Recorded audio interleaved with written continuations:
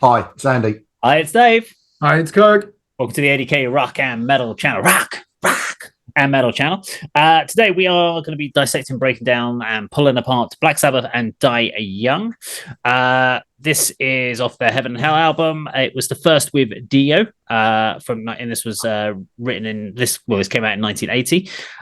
It's the ninth album for the band, and what's interesting here is a lot of the album was basically written in 1979 with Ozzy on vocals, but it just wasn't working with where Iommi wanted to go with it musically, and Ozzy wanted to go back to the much earlier, dark, heavy sound, and Iommi wanted to go for more of a kind of classic rock, thrashy, effectively early thrash sort of sounding style, which is where we got with this. So, yeah, really interesting to see this one. So, what we've done, we've gone away, we've watched the videos ourselves already, we've given ourselves lots of notes about it. We've broken it into 1 minute sections so that we can play 1 minute for you at home and talk about those sections as we go. So this is the first minute for you, which is from 0 to 1.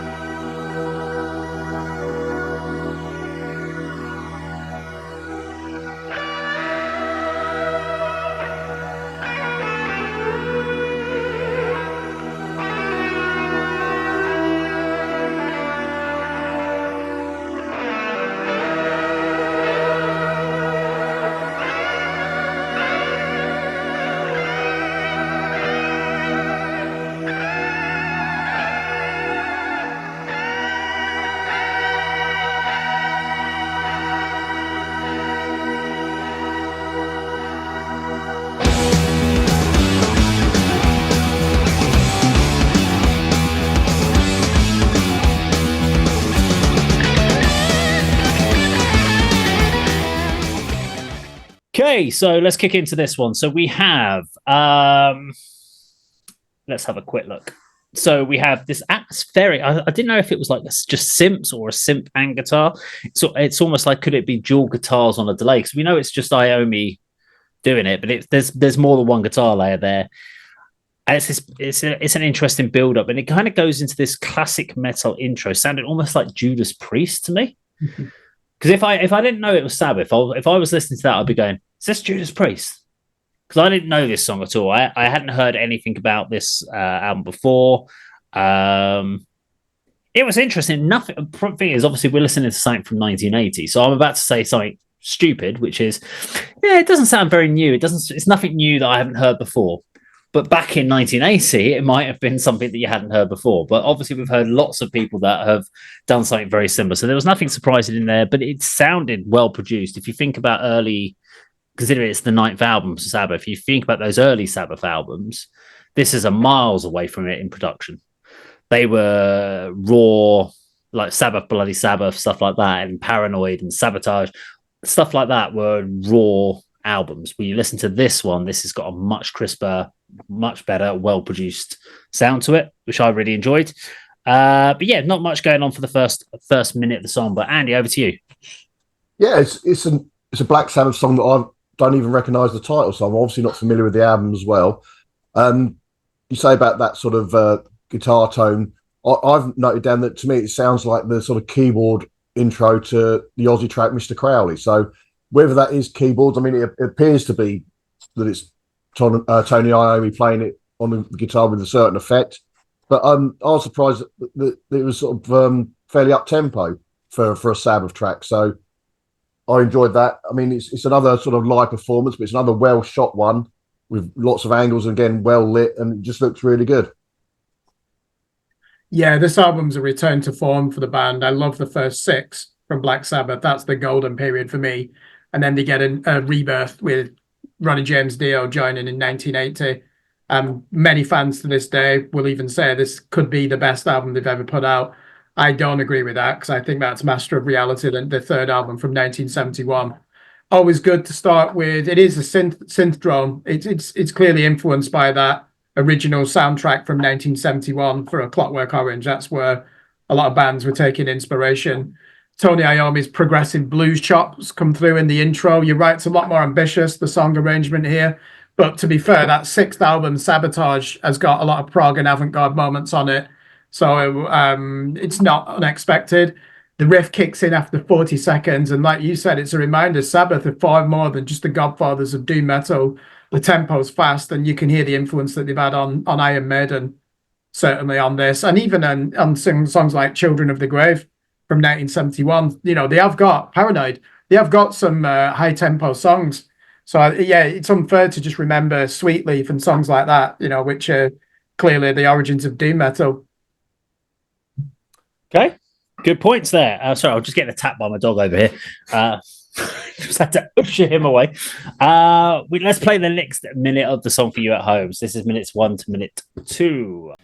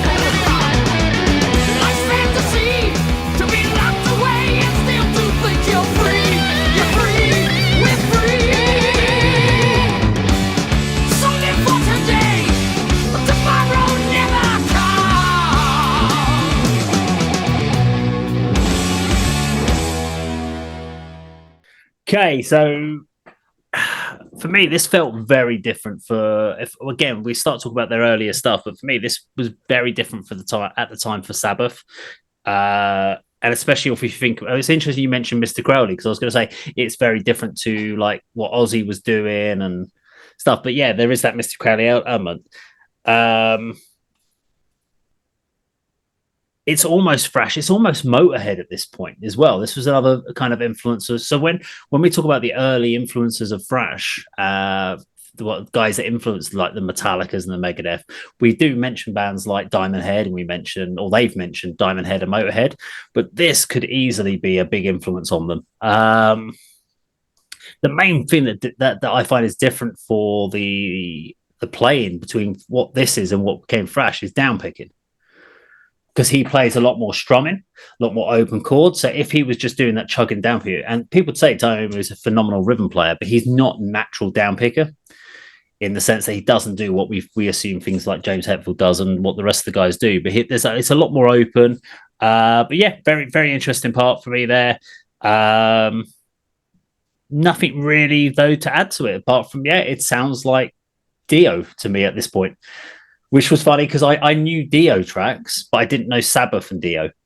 And I'd seen the side project when Sabbath split up, which was Heaven and Hell, which is obviously named after this album, which was Tony Iommi and Ronnie James Dio with another group of people, which wasn't called Sabbath at the time. So which effectively was Sabbath. So, Andy, thoughts? Yeah, like you, I'm a massive Dio fan, but I'm not familiar with this sort of period of Black Sabbath's sort of career. I know there's the Aussie period from the beginning, and then they have other guys in like Ian Gillan and Dio. And I was really pleased when you see Ronnie James Dio stepping up to the mic, because I think he's an absolutely fantastic vocalist and really love what he does. There's a great riff in this section of the song, I think, which sort of plays under the solo. Would sound very, very different live, obviously, because of the makeup of the band. But yeah, it's a really good, as I mentioned earlier, and I think you did as well, Dave, surprisingly sort of up-tempo, almost proto-thrash or Motorhead sort of style of music. You know, very different from the primitive early doom Sabbath that most people are familiar with. Yeah, they're not relying as much on the drop tuning to see, because they were the band that pioneered that in 1971. If you listen to songs like Into the Void, that is heavy as fuck even today. Whereas this is relying more on the high energy tempo, isn't it? Because of the tenor vocals, if this came out today, it would probably be classed as power metal. But you mentioned something there, Andy, that I'd like to pick up on, guitar overdubs. It makes it impossible to play live because we know they've never had a second guitar player. So I'm thinking, why are you doing this? You're kind of limiting what it's going to sound live because there's no way you can replicate it. And they've really gone. I don't know what the story is with the recording of this, but it sounds like they've really maxed out the budget on the studio and just thought we're going to make this as perfect as possible. The production's more like a Rainbow album than a Black Sabbath album, and as we'll see later on, there's clearly some proggy elements which you would associate with Rick Wakeman and Yes. This is it's a standout song from the album, and I can see why this was a return to form and why it was a multi-platinum album in America alone, this album. So I always wondered, looking at this, because when we talk about Black Sabbath, we always think of Ozzy. But the reason I think we always think of Ozzy is because Ozzy was there for a good sort of, 10, 11, 12 years at the beginning. But then after that, the singers change every 2 years within Sabbath. So Dio was only in there for 2 years until 1982. Yeah. So he came in, did that album. Then we had Ian Gillan in. He was in for 2 years.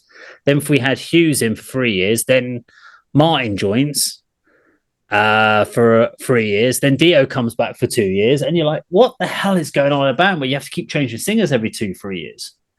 That's not a good sign for a band if your singers have to keep changing all the time. Yeah, Tony Iommi wanted to, certainly the late 80s, he wanted to be doing that stuff as a solo album. The record company wouldn't let him. They said, you've got to release this under the name Black Sabbath. And that the fans just didn't bother, did they, around that time? But I actually don't mind that period with Tony Martin. Andy, have you heard that song, The Shining, from that period? That is a fucking banger, that song. The only sort of, I did have it on 12-inch, and it was a great track. Headless Cross featured Tony Martin, I think. Yes. Yeah, that's a tune as well. Great fold-out poster sleeve of a 12-inch single, and I just remember that being a really good song. But like you, I wasn't really into Sabbath during this period, but I somehow managed to come across this particular song and bought the single. But yeah, it's a strange sort of period of the career, where these singers are like a revolving door every 2 years. I couldn't tell you any Ian Gillan period tracks that I know. Who else did you mention, Dave? Glenn Hughes. We had Martin. We had Hughes. Yeah. And the thing is, the fact that it's weird because I'm saying their surname because I can't think of what their bloody first names are. That's how bad it is. Yeah. I don't think they even recorded anything with Ian Gillan, did they? That didn't last long. Born Again, I think. When does Cozy Powell join? I think he joins, doesn't he, at some point? Or is it Vinny Appice? I think Cozy Powell filled in. Vinny was drummer, wasn't he?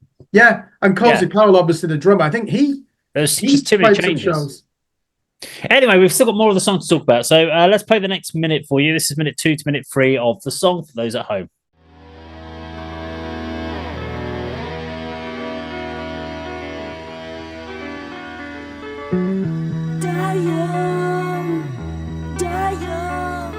Can't you see the writing in the air?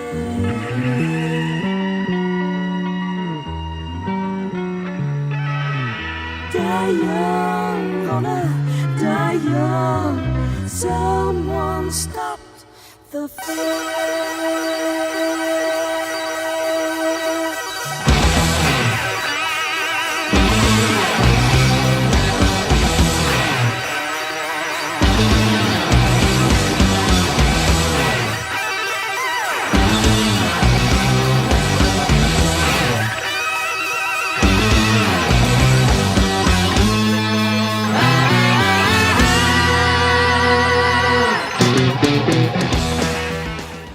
Okay, so it was interesting what you said, Kirk, about Rainbow, because I thought at this point, this suddenly becomes really similar to Rainbow at this section. This is where you hear the Dio-esque influence on it. Reminded me of the Long Live Rock and Roll album from Rainbow at this point. It had beautiful midsection, almost an element of vulnerability in this point, with these lovely synth parts, leads, strong dynamics over the section. It was the bit which really took it away from being an early classic thrash sound to actually sounding something more akin to what I expect from Sabbath. So it's kind of took it a bit away, but because of the Dio vocals, it just now made it sound like Rainbow. That's the only thing, is it just switched it over there because you lost everything that made Tony Iommi himself. And he started going, well, who's the guy from Rainbow guitarist? I've forgotten his name now. Richie Blackmore. Richie Blackmore, there you go. And it became something more Richie Blackmore-esque. So anyway, Andy, your thoughts? Yeah, in this section, it's another one that my bugbears where the video hasn't been shot and edited properly, but they've obviously just left it in. There's a long note from Dio, and he moves away from the mic. But I mean, that shouldn't take away from the track or the video, but they are the bits that sort of stand out for me after watching it several times. But yeah, I agree with you. There's a really nice sort of mid section which has got them returning synth keyboards, whatever it is, however that's being played, and there's some sort of a different vocal delivery there, but some more more great riffs in this section of the song. It's so different from what I expect from Sabbath, but I really, really enjoyed this song. And I'd like to visit this album and this period because again, there's so much I've missed out on growing up with metal and different bands. You can't listen to everything, especially in the day when you have to buy, borrow, or steal everything. You haven't got the immediate access to everything. Where someone say, "Oh, check out the new Sabbath album," you'd have to go out and buy it yourself, or get your friend's brother to tape it for you or whatever. But it's definitely an album I'd like to listen to. Yeah, when this came out, even recording it on cassette was not possible, was it, in 1980? That's 82 onwards, 83, because we're relying heavily on the Japanese electronics industry, weren't we, for innovations in how we consume music, and then that Dutch electronics giant Philips as well. Those were the days. This here, there's a remarkable change of tempo, but it's done with such ease. Not only is it a transition point, it's transformative, and that's what you get with prog music, isn't it? Dio's double-tracked harmony has a feminine beauty to it. I actually thought that was a female singer. It is glorious. It's beautiful the way that he's singing that. You don't normally associate that with heavy metal. And I like how Geezer Butler frames it within his bass guitar phrasing as well. Just one thing to pick up on, 2 minutes and 40, just watch how they do sync Dio. And when that synthesizer comes in, he has this like wizard effect with his hands at the microphone and it brings in the synthesizer. Just go back and watch it. It's hilarious. Okay, but before you can go back and watch it unless you really want to. We're going to play you the last minute and 20 seconds. This is from minute 3 to minute 20 section. So the last basically section of the song for you at home.